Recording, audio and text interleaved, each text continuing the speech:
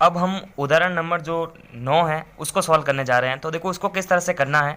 तो ये भी सेम तरीका ही है, सबके अंदर जो है एक ही विधि लगती है और एक ही तरीका लगता है कि आपको जो है 3 स्टेप या फिर जो 4 स्टेप है उनको फॉलो करना है या फिर उनको अप्लाई करना है और सिंपल तरीके से जो है पूर्ण विधि वर्ग का जो है मेथड यूज करना है। ठीक है, तो यहाँ पर देखो सबसे पहले क्या करना है आपको कि वो समीकरण लिख देनी है। तो देखो 4x² प्लस 3x प्लस 5 बराबर में है 0। तो देखिए फर्स्ट स्टेप क्या होता है कि आपको जो है x² का जो गुणांक है उसको फ्री करना पड़ता है, यानी जो है उसको हटाना है कैसे भी करके। तो जैसे देखो इसको कैसे हटाते हो, जैसे 2x² है, अब मेरे को जो है खाली x² रखना है, तो 2 को हटाने के लिए क्या करेंगे अपन, 2 क्या भाग दे देंगे, तो ये 2 को काट देगा। तो उसी प्रकार जो है इस समीकरण के अंदर x² का गुणांक फ्री करना है। तो देखो यहाँ पर x² का जो गुणांक है उसी का सभी पदों में भाग देना है। तो देखो सभी पदों के अंदर x² का जो गुणांक है वो है 4, तो 4 का सभी पदों में भाग देना है।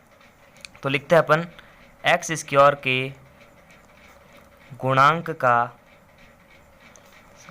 का सभी पदों में भाग देने पर, ठीक है ना, तो सभी पदों के अंदर भाग देना है सिंपली। तो ये स्टेप जो है हर प्रकार के क्वेश्चन के अंदर अप्लाई होता है। तो आप ये पहला स्टेप तो सिंपल सा ही है। तो यहाँ पर x² का गुणांक है 4, तो 4 सभी के अंदर जो है 4 का भाग देना है। तो यहाँ पर प्लस 3x प्लस 5 बराबर 0, तो सभी में देना है, जिसका मतलब सभी के नीचे जो है 4 4 लिखना पड़ेगा। अब क्या करो, सॉल्व कर दो जो सॉल्व हो रहे हैं। तो ये 4 से 4 काट देगा, बाकी सॉल्व नहीं हो रहा है ना। तो यहाँ पर समीकरण लिखते हैं x² प्लस 3x बट्टा 4 प्लस 5/4।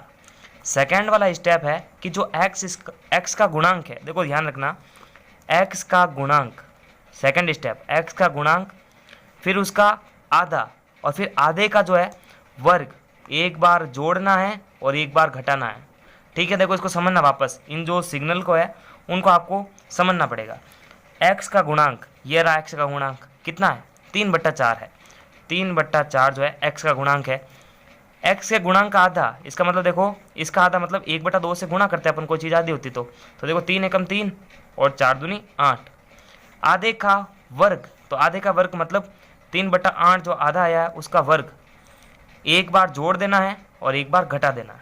ठीक है ना, तो देखो इस चीज़ का यूज जो है इस समीकरण के अंदर हमारे को करना है। ठीक है, तो यहाँ पर देखो यहाँ से यहाँ तक पहले 2 पद जो है कंटिन्यू लिखो, उसके बाद एक बार प्लस करो और एक बार माइनस करके दर्शा दो। ठीक है, तो यहाँ पर देखो ये 2 पद कंटिन्यू लिखते हैं, x² प्लस 3x/4।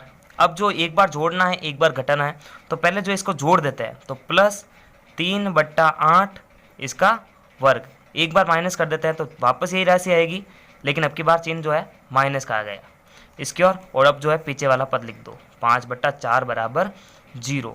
अब आपको करना क्या, देखो कंटिन्यू इन पदों को ऊपर काउंट कर दे तो कितने आ रहे हैं, 1 2 3 4 5। तो कंटिन्यू जो 3 पद है इसके अंदर हमेशा जो है 3 स्टेप के अंदर या तो a प्लस बी का होल स्क्वायर बनेगी या बनेगी a माइनस बी का होल स्क्वायर।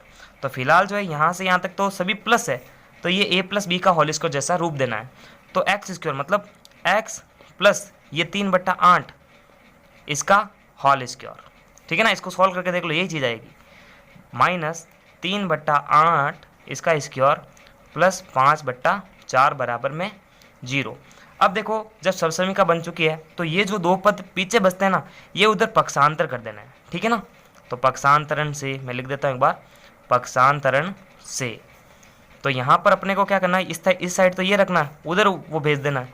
तो देखो x प्लस 3/8 का स्क्वायर जो है बराबर, अब ये माइनस का उधर जाके हो जाएगा प्लस का, तो 3/8 का जो वर्ग है उधर जाके बन गया प्लस का, ये प्लस का उधर जाके बन गया माइनस का। ठीक है, अब इसका वर्ग जो है सॉल्व कर दो। तो यहाँ पर देखो 3 तेरी 9, 8 8 64 माइनस 5/4। अब देखो इसको कैसे सॉल्व करेंगे, इसको इससे गुणा, इसको इससे गुणा और इन दोनों को एक दूसरे से गुणा।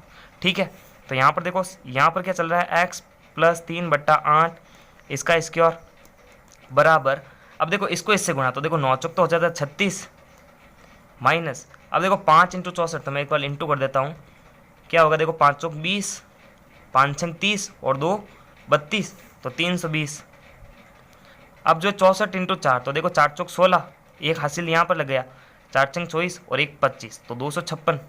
अब देखो 320 माइनस का ज़्यादा है, ठीक है ना, तो 320 में से अगर 36 अपन घटाएंगे तो जो आंसर आएगा ना वो माइनस में आएगा, क्योंकि देखो माइनस का चिन्ह बड़ा है। तो यहाँ पर माइनस करते हैं, तो 10 में से गया 6, बच गया 4, यहाँ पर हो गया 1 और यहाँ पर हो गया 2। तो यहाँ पर 11 में से जो है 3 निकालेंगे तो बचेगा हमारे पास में 8 और ये हो गया 2, तो 284। इसका मतलब माइनस का 284 बट्टा 256। अब क्या करो, इसको 2 से काटते जाओ, तो देखो 2 एकम 2, 2 चौके 8 और 2 दूनी 4, फिर इसको काटो तो 128 बार कटता है, फिर वापस 2 से काट दिया तो 71 बार कटेगा ये, और ये कटेगा 64 बार। अब यहाँ पर जो इसको पूरी वैल्यू को जो सॉल्व करने पर, यानी देखो यहाँ से यहाँ तक, फिर यहाँ से यहाँ तक, फिर इसको यहाँ पर सॉल्व किया, फिर जो लास्ट के अंदर हमारे पास में वैल्यू है ना वो आई है 71/64। और इधर देखो ये था x प्लस 3/8 का स्क्वायर। अब देखो जैसे ही मैं स्क्वायर हटाऊंगा तो उधर अब देखो 71/64 है, क्योंकि मैंने सॉल्व कर दिया है। ये कंटिन्यू अपन जो है इसको सॉल्व करते जा रहे हैं, फिर यहाँ आया ये पहला पद, ये दूसरा, तीसरा स्टेप और ये चौथा स्टेप। तो यहाँ पर जब देखो यहाँ से स्क्वायर हटाएंगे ना तो 71/64 पर जो है ये इस तरह से रूट बन जाएगा, और ये देखो 71/64 जो है ना ये माइनस का है, तो ये माइनस का।